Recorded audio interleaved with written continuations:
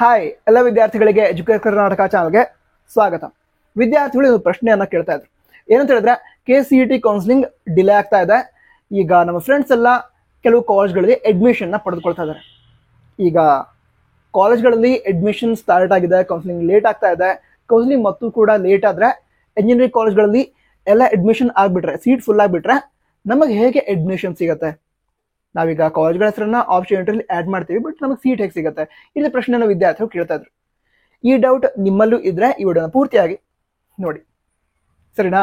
ಸರಿ, ವಿಷಯ ತಿಳ್ಕೊಳ್ತಾ ಹೋಗೋದಾದ್ರೆ ಗೌರ್ಮೆಂಟ್ ಎಂಜಿನಿಯರಿಂಗ್ ಕಾಲೇಜಸ್ ಏನಿದೆ ಅದರಲ್ಲಿ ಇರುವಂತಹ ಟೋಟಲ್ 100% ಸೀಟ್ಗಳ ಅಡ್ಮಿಷನ್ KCET ಕೌನ್ಸಿಲಿಂಗ್ ಮೂಲಕನೇ ಆಗುತ್ತೆ. ಈಗ ಎಕ್ಸಾಂಪಲ್ಗೆ ಯಾವುದೋ ಒಂದು ಗೌರ್ಮೆಂಟ್ ಎಂಜಿನಿಯರಿಂಗ್ ಕಾಲೇಜ್ ಇದೆ, ಅಲ್ಲಿ 300 ಸೀಟ್ಸ್ ಇದೆ ಅಂತ ಹೇಳಿದ್ರೆ ಟೋಟಲ್ 300 ಸೀಟ್ಗಳ ಅಡ್ಮಿಷನ್ KCET ಕೌನ್ಸಿಲಿಂಗ್ ಮೂಲಕನೇ ಆಗುತ್ತೆ.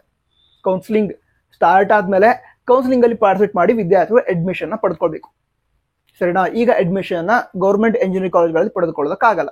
ಕೌನ್ಸಿಲಿಂಗ್ ಸ್ಟಾರ್ಟ್ ಆದ್ಮೇಲೆ ಅಡ್ಮಿಷನ್ ಸ್ಟಾರ್ಟ್ ಆಗುತ್ತೆ. ಸೊ ಟೆನ್ಷನ್ ಮಾಡ್ಕೊಳ್ಳೋ ಅವಶ್ಯಕತೆ ಇಲ್ಲ. ಈಗ ಏಡೆಡ್ ಕಾಲೇಜಸ್ ಅಂತ ಇರುತ್ತೆ. ಏಡೆಡ್ ಕಾಲೇಜಸ್ ಏನಿದೆ ಅದರಲ್ಲಿ ಇರುವಂತಹ 95% ಸೀಟ್ಗಳ ಅಡ್ಮಿಷನ್ KCET ಕೌನ್ಸಿಲಿಂಗ್ ಮೂಲಕನೇ ನಡೆಯುತ್ತೆ. ಈಗ ಎಕ್ಸಾಂಪಲ್ಗೆ ಯಾವುದೋ ಒಂದು ಏಡೆಡ್ ಕಾಲೇಜ್ ಇದೆ, ಅಲ್ಲಿ 100 ಸೀಟ್ಸ್ ಇದೆ ಅಂತ ಅನ್ಕೊಳ್ಳೋಣ. ಆ 100 ಸೀಟ್ಸ್ ಅಲ್ಲಿ 5% ಸೀಟ್ಗಳ ಅಡ್ಮಿಷನ್ ಅವರು ಮ್ಯಾನೇಜ್ಮೆಂಟ್ ಮೂಲಕ ಮಾಡಬಹುದು. ಅಂದ್ರೆ ಅವರು ಈಗಲೂ ಕೂಡ ಆ 5 ಸೀಟ್ಸ್ ಏನಿದೆ, ಟೋಟಲ್ 100 ಸೀಟ್ ಅಂತೆಲ್ಲ ಆದ್ರೆ 5% ಅಂತ ಹೇಳಿದ್ರೆ ಎಷ್ಟದು 5 ಸೀಟ್ಸ್ ಆಯ್ತು. 5 ಸೀಟ್ಗಳ ಅಡ್ಮಿಷನ್ ಅವ್ರು ಏನ್ ಮಾಡಬಹುದು, ಮ್ಯಾನೇಜ್ಮೆಂಟ್ ಮೂಲಕ ಪಡೆದುಕೊಳ್ಬಹುದು. ಅದನ್ನ ಬಿಟ್ಟು 95 ಸೀಟ್ಸ್ ಏನಿದೆ ಅದರ ಅಡ್ಮಿಷನ್ KCET ಕೌನ್ಸಿಲಿಂಗ್ ಸ್ಟಾರ್ಟ್ ಆದ್ಮೇಲೆನೆ ಆಗತ್ತೆ. ಅಂದ್ರೆ ಕೌನ್ಸಿಲಿಂಗ್ ಎಷ್ಟೇ ಲೇಟ್ ಆಗ್ಲಿ ಕೌನ್ಸಿಲಿಂಗ್ ಮೂಲಕನೇ ಆ 95 ಸೀಟ್ಗಳ ಅಡ್ಮಿಷನ್ ಅವರು ತೆಗೆದುಕೊಳ್ಬೇಕು, ಮುಲ್ಲೇ ತೆಗೆದುಕೊಳ್ಳೋದಕ್ಕಾಗಲ್ಲ, ಸರಿನಾ? ಅದಂತರ ಈಗ ಪ್ರೈವೇಟ್ ಕಾಲೇಜಸ್ ಇರುತ್ತೆ, ಅದರ ಕಥೆ ಏನೀಗ ಅದನ್ನ ತಿಳ್ಕೊಳ್ಳೋದಾದ್ರೆ ಪ್ರೈವೇಟ್ ಕಾಲೇಜಸ್ ಅಲ್ಲೂ ಕೂಡ ಗೌರ್ಮೆಂಟ್ ಸೀಟ್ಸ್ ಇರುತ್ತೆ. ಈಗ ಯಾವುದೋ ಒಂದು ಪರ್ಟಿಕ್ಯುಲರ್ ಬ್ರಾಂಚ್ ಇದೆ, ಅದರ ಟೋಟಲ್ ಸೀಟ್ಸ್ ಅಲ್ಲಿ 45% ಸೀಟ್ಸ್ ಏನಿದೆ ಅದರ ಅಡ್ಮಿಷನ್ KCET ಕೌನ್ಸಿಲಿಂಗ್ ಮೂಲಕ ಆಗುತ್ತೆ ಪ್ರೈವೇಟ್ ಕಾಲೇಜಸ್ ಅಲ್ಲೂ ಕೂಡ, ಓಕೆನಾ?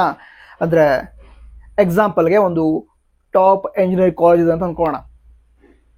ಅಲ್ಲಿ ಕಂಪ್ಯೂಟರ್ ಸೈನ್ಸ್ ಬ್ರಾಂಚ್ಗೆ 100 ಸೀಟ್ಸ್ ಇದೆ.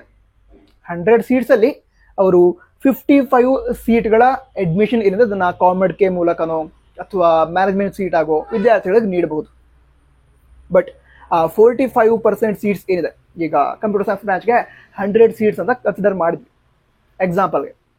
ಸೊ ಅದರಲ್ಲಿ ಇರುವಂತಹ 45% ಸೀಟ್ಗಳ ಅಡ್ಮಿಷನ್ ಅಂದ್ರೆ 45 ಸೀಟ್ಗಳ ಅಡ್ಮಿಷನ್ KCET ಕೌನ್ಸಿಲಿಂಗ್ ಮೂಲಕ ನಡಿಬೇಕು. ಸೊ ಅದಕ್ಕೂ ಕೂಡ KCET ಕೌನ್ಸಿಲಿಂಗ್ ಸ್ಟಾರ್ಟ್ ಆಗಬೇಕು. ಈಗ ನಿಮ್ಮ ರ್ಯಾಂಕ್ ತುಂಬಾ ಚೆನ್ನಾಗಿ ಬಂದಿದೆ, ಇಂಥ ಸಂದರ್ಭದಲ್ಲಿ ಈಗ ಸೀಟ್ ಸಿಗದೆ ಇದ್ರೆ ಅದೇ ಟೆನ್ಷನ್ ಮಾಡ್ಕೊಳ್ಳೋ ಅವಶ್ಯಕತೆ ಇಲ್ಲ. ಈಗ ಸೀಟ್ ಮ್ಯಾಟ್ರಿಕ್ಸ್ ಅನ್ನ ನೀವು ಚೆಕ್ ಮಾಡಿರ್ತೀರಾ, ನಮ್ಮ KEದವರು ಡ್ರಾಫ್ಟ್ ಸೀಟ್ ಮ್ಯಾಟ್ರಿಕ್ಸ್ ಅನ್ನ ರಿಲೀಸ್ ಮಾಡಿದ್ದಾರೆ ಎಂಜಿನಿಯರಿಂಗ್. ಸೊ ಅದರಲ್ಲಿ ಕಾಲೇಜ್ಗಳ ಹೆಸರನ್ನ ಕೊಟ್ಟಿದ್ದಾರೆ, ಅಲ್ಲಿ ಯಾವ್ಯಾವ ಬ್ರಾಂಚಸ್ ಇದೆ ಅಂತ ಕೊಟ್ಟಿದ್ದಾರೆ, ಎಷ್ಟೆಷ್ಟು ಸೀಟ್ಸ್ ಇದೆ ಅಂತ ಕೊಟ್ಟಿದ್ದಾರೆ. ಸೊ ಆ ಸೀಟ್ ಮ್ಯಾಟ್ರಿಕ್ಸ್ ಅಲ್ಲಿ ಇರುವಂತಹ ಎಲ್ಲಾ ಕಾಲೇಜ್ಗಳಲ್ಲಿ ಇರುವಂತಹ ಸೀಟ್ಸ್ ಏನಿದೆ ಅದರ ಅಡ್ಮಿಷನ್ KCET ಕೌನ್ಸಿಲಿಂಗ್ ಮೂಲಕನೇ ಆಗುತ್ತೆ, ಸರಿ? ನಾವು ಅಲ್ಲಿ ಮೆನ್ಷನ್ ಮಾಡಿದ್ರೆ ಇಂಜಿಸ್ಟ್ ಸೀಟ್ಸ್ ಇದೆ KCET ಕೌನ್ಸಿಲಿಂಗ್ ಅಂತ.